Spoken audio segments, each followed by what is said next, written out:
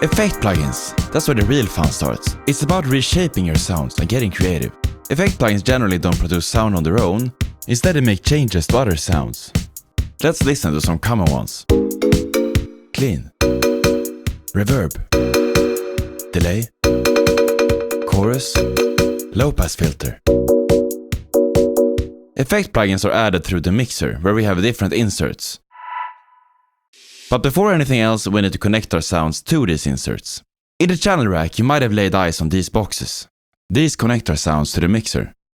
So this synth here, if we take the box next to it and drag it up to 3, it will be connected to insert 3 in the mixer.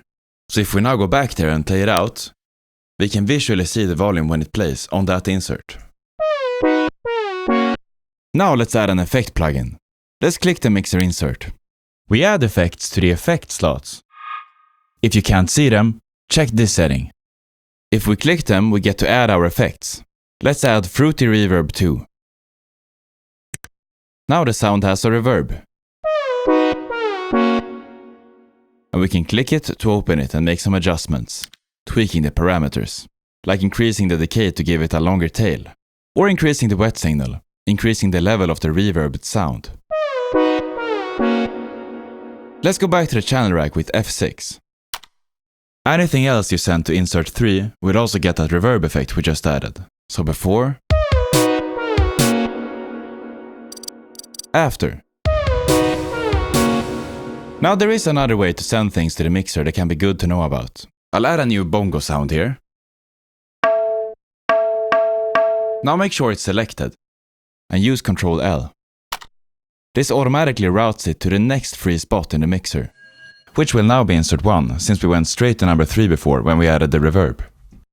It also renames it. I'll add a quick Fruity Delay 2 here to get some echoes on it. Nice!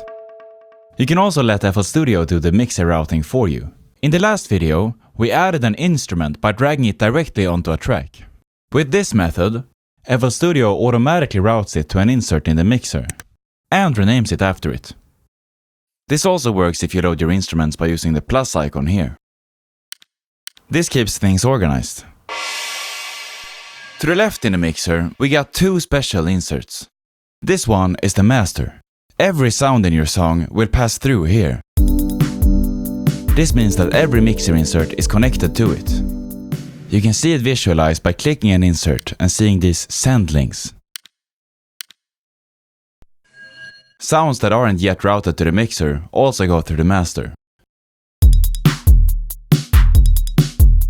So any effect that you add to the master channel, apply to your entire song.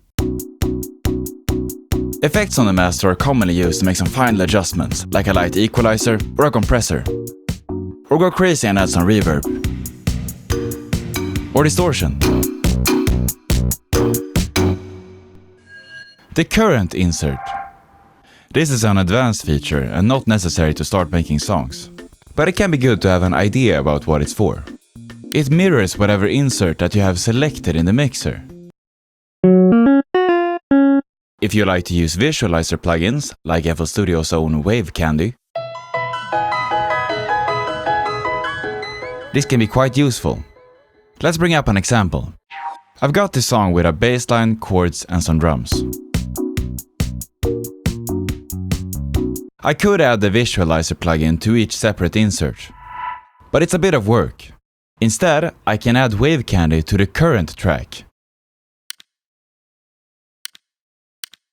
And just click the insert that I want to visualize. Chords.